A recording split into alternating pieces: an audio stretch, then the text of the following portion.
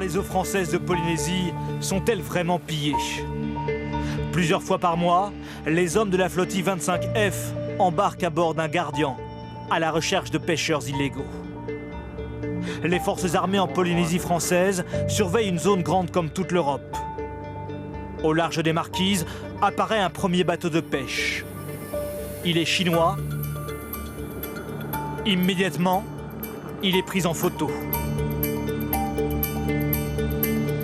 À quelques nautiques, un autre palangrier, venu pêcher du thon, lui aussi chinois. Il est orienté au 2,80, il est à l'arrière. À l'arrière de l'appareil, les radars et les satellites analysent la position exacte des bateaux. Les pêcheurs savent parfaitement ce qu'ils font.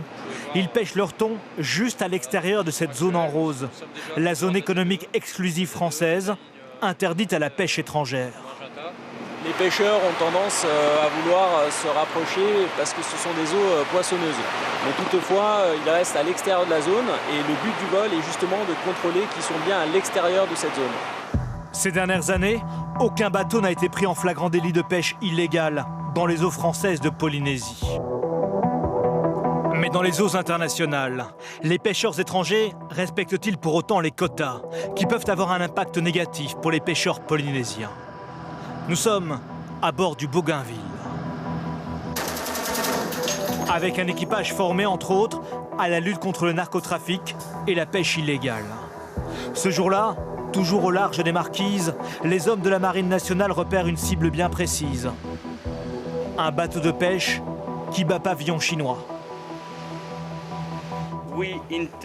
Nous avons l'intention de monter à bord et de faire une inspection. Est-ce que vous comprenez? Oui, je comprends. Aussitôt, une dizaine d'hommes embarquent sur un Zodiac. Le bateau semble hors d'âge. Face à eux, des dizaines de pêcheurs, souvent partis pour des campagnes de plus d'1 an.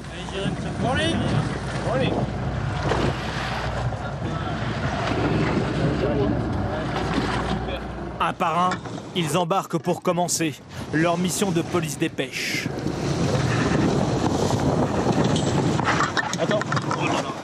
Tout est passé en revue.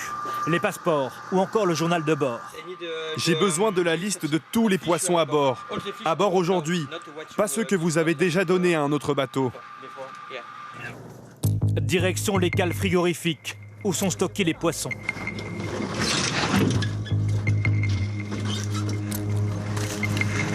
Les hommes de la Marine nationale tombent d'abord sur ces tonnes de thon, dont la pêche est bien autorisée. This is tuna. This? Tuna. Tuna, okay. Mais ils découvrent ensuite ces stocks d'espadons. Puis dans cette pièce, tombent sur des tonnes de requins. This is shark? Shark? Une pêche pour laquelle ils n'ont pourtant aucune autorisation. Depuis janvier 2019, plus de 50 contrôles à bord de bateaux de pêche étrangers ont eu lieu. La majorité était en infraction. Ça peut être des restrictions sur les pêches, des amendes, ça peut aller jusqu'à l'interdiction de pêcher dans la zone. Moins d'une dizaine de bateaux dans la région ont perdu leur droit de naviguer et de pêcher. Pourtant, selon l'Union européenne, la pêche illégale représente aujourd'hui 15% des captures au niveau mondial, un marché estimé à plus de 10 milliards d'euros. L'information en continu sur Polynésie la première, Internet et réseaux sociaux.